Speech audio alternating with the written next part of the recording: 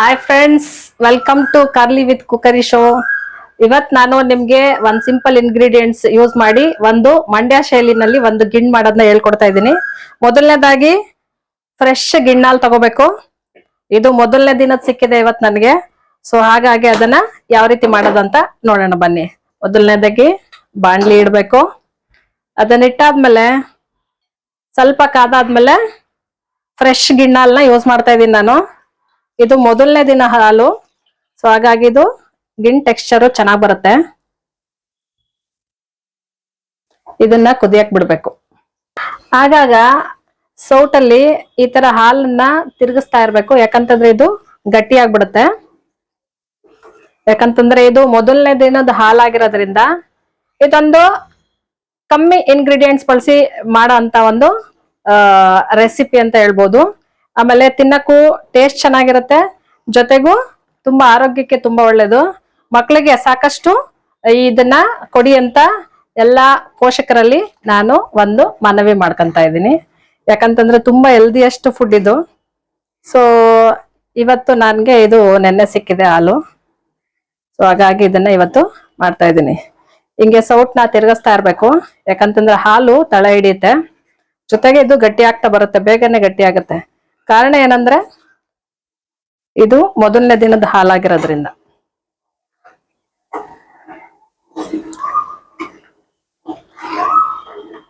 ಇತ್ತೀಚೆಗೆ ಆರೋಗ್ಯದ ಸಮಸ್ಯೆಗಳು ಜಾಸ್ತಿ ಇರೋದ್ರಿಂದ ಪ್ರತಿ ಒಬ್ಬ ತಂದೆ ತಾಯಿಗಳು ಕೂಡ ಒಂದು ಎಚ್ಚರಿಕೆ ವಹಿಸಿ, ಈ ತರದ್ ಒಂದು ಅವಕಾಶ ಸಿಕ್ಕಿದಾಗ, ಈ ತರದ ಹಾಲ್ಗಳು ಮನೆ ಕಡೆ ಸಿಕ್ಕಿದಾಗ ಅದನ್ನ ಜಾಸ್ತಿ ಮಕ್ಕಳಿಗೆ ಕೊಡಿ ಅಂತ ಈ ಮೂಲಕ ಹೇಳಕ್ಕೆ ಇಷ್ಟಪಡ್ತೀನಿ. ಸೊ ಇದು ಈಗ ಗಟ್ಟಿ ಆಗ್ತಾ ಬರ್ತಿದೆ. ಅದ್ರದ್ದು ಸ್ಮೆಲ್ ಹೋಗ್ಬೇಕು. ಸ್ಮೆಲ್ ಹೋಗ್ಬೇಕಂತಂದ್ರೆ ನಾವು ಇದಕ್ಕೆ ತುಪ್ಪನ ಆಡ್ ಮಾಡ್ಬೇಕು. ತುಪ್ಪ ಆಡ್ ಮಾಡಿದ್ರೆ ನಿಮ್ಗೆ ಸ್ಮೆಲ್ ಇರ್ಬೋದು ಅಥವಾ ಒಂದು ತಿನ್ನಕ್ಕೆ ಟೇಸ್ಟ್ ವೈಸ್ ಇರ್ಬೋದು, ಎಲ್ಲವೂ ಕೂಡ ಚೆನ್ನಾಗಿ ಸಿಗುತ್ತೆ. ಇದು ಗಟ್ಟಿ ಆಗ್ತಾ ಇದೆ ಇವಾಗ. ಇದು 70% ಗಟ್ಟಿ ಆಯ್ತು, ನೀವು ನೋಡ್ತಾ ಇರ್ಬೋದು. ಇದು ಗಟ್ಟಿ ಆದ್ಮೇಲೆ ಇದಕ್ಕೆ ನಾನು ಫಸ್ಟ್ ಆಡ್ ಮಾಡ್ತಿರೋಂಥ ಇಂಗ್ರೀಡಿಯೆಂಟ್ಸ್ ಬಂದು 100 ಗ್ರಾಮ್ ಕೋವಾ ಯೂಸ್ ಮಾಡ್ತಿದ್ದೀನಿ, 3/4 ಲೀಟರ್ ಹಾಲಿಗೆ. ಸೊ ಈ ಒಂದು ಕೋವಾ ಏನಕ್ಕೆ ನಾವು ಹಾಕ್ಬೇಕಂತಂದ್ರೆ ಇದ್ರದ್ದು ಕೋವಾದು ಗಿಣ್ಣಾಲಿನ ಕೋವಾದು ಟೆಕ್ಸ್ಚರ್ ಚೆನ್ನಾಗಿ ಬರುತ್ತೆ. ಸೊ ಹಾಗಾಗಿ ಒಂದು 100 ಗ್ರಾಮ್ಸ್ ಇದನ್ನ ಕೋವಾನ ಇದಕ್ಕೆ ಆಡ್ ಮಾಡ್ತಾ ಇದ್ದೀನಿ. ಇದು 80% ಆದ್ಮೇಲೆ ಇದನ್ನ ನಾವು ಕೋವಾನ ಆಡ್ ಮಾಡ್ಬೇಕು. 80% ಗಟ್ಟಿ ಆದ್ಮೇಲೆ ತಿರ್ಗಿಸ್ತಾ ಇರ್ಬೇಕು. ಕೈ ಬಿಟ್ರೆ ತಳೆ ಇಡುತ್ತೆ, ಮತ್ತೆ ತಿನ್ನಕ್ಕೂ ಚೆನ್ನಾಗಿರಲ್ಲ. ಕೋವಾ ಆಡ್ ಮಾಡೋಣ. ಮತ್ತೆ ಕೋವನ್ನು ಕೂಡ ಗಟ್ಟಿ ಆಗೋವರೆಗೆ ಇದನ್ನ ನಾವು ಹೀಗೆ ತಿರ್ಗಿಸ್ತಾ ಇರ್ಬೇಕು. ಇದಾದ್ಮೇಲೆ ಇದು ತುಂಬಾ ರುಚಿಯಾಗಿರುತ್ತೆ ತಿನ್ನಕ್ಕೆ, ಮತ್ತೆ ತುಂಬಾ ಹೆಲ್ದಿ ಕೂಡ. ದೊಡ್ಡವರು ಚಿಕ್ಕವರು ಮತ್ತೆ ಶುಗರ್ ಇರೋಂಥವ್ರು ಬೆಲ್ಲನ ಆಡ್ ಮಾಡ್ಕೊಳ್ಳಿ. ಚಿಕ್ಕ ಮಕ್ಕಳಿಗೆ ನಾರ್ಮಲ್ ಆಗಿ ಸಕ್ಕರೆನ ಕೊಡ್ಬೋದು. ಸಕ್ಕರೆನ ಸಾಧ್ಯ ಆದಷ್ಟು ಮಿತವಾಗಿ ಬಳಸಿ, ಯಾಕಂತಂದ್ರೆ ಮಕ್ಳಿಗೂ ಚೈಲ್ಡ್ ಡಯಾಬಿಟಿಕ್ ಬರ್ತಾ ಇರೋದ್ರಿಂದ ಸೊ ಸಕ್ಕರೆನ ಕೂಡ ಒಂದ್ ಕಮ್ಮಿಯಾಗಿ ಬಳಸ್ಬೇಕು ನೀವು.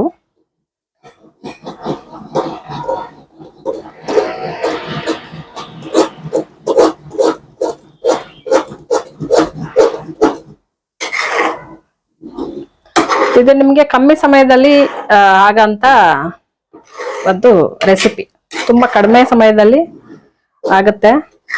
ನಾನು ಜಾಸ್ತಿ ಕಡಿಮೆ ಇಂಗ್ರೀಡಿಯೆಂಟ್ಸ್ ಮತ್ತೆ ಬೇಗ ಆಗಂತದ್ದು ಮತ್ತೆ ಹೆಲ್ದಿ ಆಗಿರೋಂಥದ್ನ ಮಾತ್ರ ರೆಸಿಪಿಗಳನ್ನ ತೋರಿಸ್ತಾ ಇರ್ತೇನೆ. ಅದಕ್ಕಾಗಿ ಈ ಚಾನಲ್ನ ಸಬ್ಸ್ಕ್ರೈಬ್ ಮಾಡಿ, ಶೇರ್ ಮಾಡಿ, ಮತ್ತೆ ಲೈಕ್ ಮಾಡಿ. ಅಕಸ್ಮಾತ್ ಗಿಣ್ಣಾಲಲ್ಲಿ ಏನಾದ್ರು ನಿಮ್ಗೆ ಏನಾದ್ರು ಬೇರೆ ಇದ್ದಿದ್ರೆ, ಕಸ ಏನಾದ್ರು ಇದ್ರೆ ಅದನ್ನ ಫಿಲ್ಟರ್ ಮಾಡ್ಕೊಂಡು ಹಾಕಿ. ಇಲ್ಲಿ ನಾನು ಚೆನ್ನಾಗಿರೋ ಗಿಣ್ಣಾಲ್ ಸಿಕ್ಕಿದ್ರಿಂದ ನಾನು ಯಾವ್ದೇ ರೀತಿ ಫಿಲ್ಟರ್ ಮಾಡ್ಲಿಲ್ಲ. ಸೊ ಹಂಗಾಗಿ ಈಗ ಇದು ಗಟ್ಟಿ ಆಗ್ತಾ ಇದೆ. 80% ನೀರು ಕಡಿಮೆ ಆದ್ಮೇಲೆ ಇದಕ್ಕೆ ನಾವು ಸಕ್ಕರೆ ಕಡಿಮೆ ಯೂಸ್ ಮಾಡ್ತಿದ್ದೀನಿ, ಯಾಕಂತಂದ್ರೆ ಆರೋಗ್ಯದ ಹಿತದೃಷ್ಟಿಯಿಂದ. ಇದಕ್ಕೆ ಏಲಕ್ಕಿ ಪುಡಿ ಮತ್ತೆ ಸಕ್ಕರೆ ಎರಡು ಹಾಕಿದ್ದೀನಿ. ಸೊ ಹಾಗಾಗಿ ಇದನ್ನ 80% ನೀರು ಫುಲ್ ಡ್ರೈ ಆದ್ಮೇಲೆ, ಯಾಕಂತಂದ್ರೆ ಸಕ್ಕರೆನೂ ಕೂಡ ನೀರು ಬಿಡೋದ್ರಿಂದ ಇದು ಫುಲ್ ಒಂದು 90% ಡ್ರೈ ಆಗೋವರೆಗೂ ಬಿಟ್ಟು ಆಮೇಲೆ ನಾವು ಸಕ್ಕರೆನ ಆಡ್ ಮಾಡ್ಬೇಕು. ಆಗಿದ್ದಾಗ ಮಾತ್ರ ನಿಮ್ಗೆ ಕೋವಾ ತಿನ್ನಕ್ಕೆ ಚೆನ್ನಾಗಿರುತ್ತೆ. ಮತ್ತೆ ಸಕ್ಕರೆನೂ ಕೂಡ ಜಾಸ್ತಿ ಬಳಸೋ ಅವಶ್ಯಕತೆ ಇರಲ್ಲ.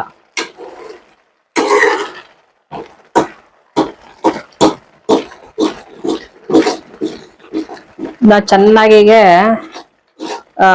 ಸೌಟಲ್ಲಿ ತಿರುಗಿಸ್ತಿರ್ಬೇಕು.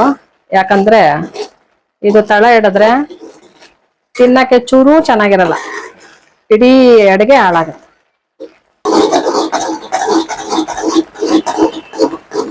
ಇದು 80% ಈ ಕನ್ಸಿಸ್ಟೆನ್ಸಿ ಬಂದ್ಮೇಲೆ ನಾವು ಸಕ್ಕರೆನ ಆಡ್ ಮಾಡ್ಬೇಕು. ಸಕ್ಕರೆನ ಆಡ್ ಮಾಡಿ ಅದು ನೀಟಾಗಿ ತಿರುಗಿಸ್ಬೇಕು. ಪೇಡ ಈ ಅದಕ್ಕೆ ಬಂದ್ಮೇಲೆ ಸೊ ನಾವು ಗೋಡಂಬಿ ದ್ರಾಕ್ಷಿ ಬಾದಾಮ್ನ ತುಪ್ಪದಲ್ಲಿ ಹುರಿದು ಅದಕ್ಕೆ ಮಿಕ್ಸ್ ಮಾಡ್ಬೇಕೀಗ.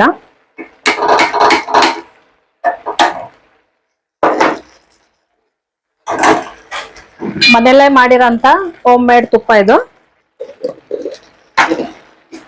ಸೊ ಇದನ್ನ ನಾನು 2 ಟೀ ಸ್ಪೂನು ಹಾಕ್ತಾ ಇದ್ದೀನಿ.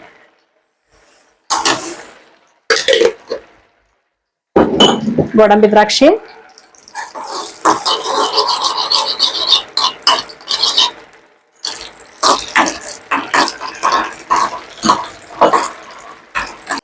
ಸೊ ಗೋಡಂಬಿ ದ್ರಾಕ್ಷಿ, ಫ್ರೈ ಮಾಡಿರೋ ಗೋಡಂಬಿ ದ್ರಾಕ್ಷಿನ ನಾವು ಇದಕ್ಕೆ ಆಡ್ ಮಾಡ್ಕೊಳ್ಳಿ.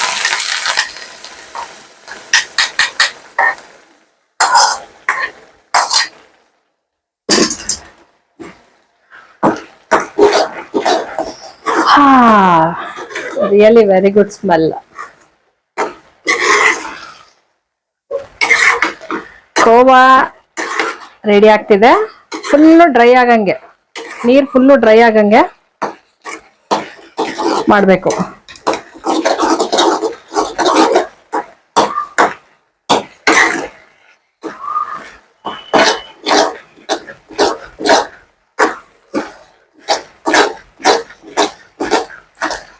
Very good khoa.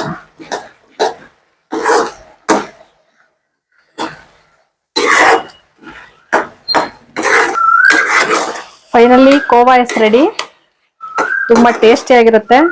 ಒಂದ್ಸಾರಿ ಟ್ರೈ ಮಾಡಿ ಟೇಸ್ಟ್ ಆಗಿದೆ ಅಂತ ಹೇಳಿ, ಕಮೆಂಟ್ಸ್ ಮೂಲಕ ಹೇಳಿ.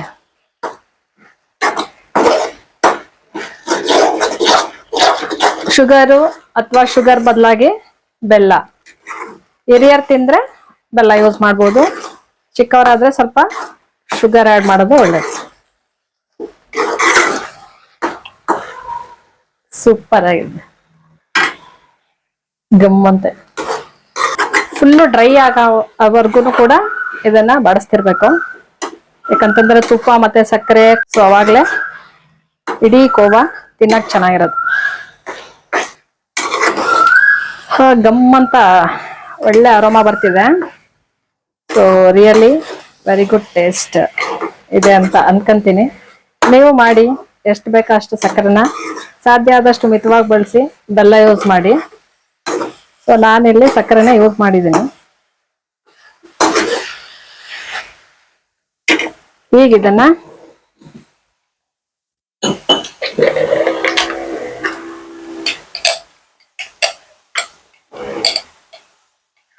ತಟ್ಟೆಗೆ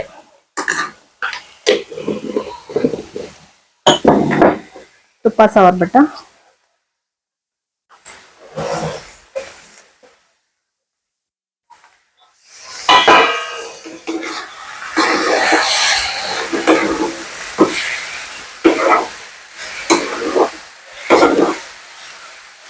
ಫೈನಲಿ ಕೋವಾ ಇಸ್ ರೆಡಿ. ನಿಮಗೆ ಇಷ್ಟ ಆದ್ರೆ ಲೈಕ್ ಮಾಡಿ, ಕಮೆಂಟ್ ಮಾಡಿ ಮತ್ತೆ ಶೇರ್ ಮಾಡಿ.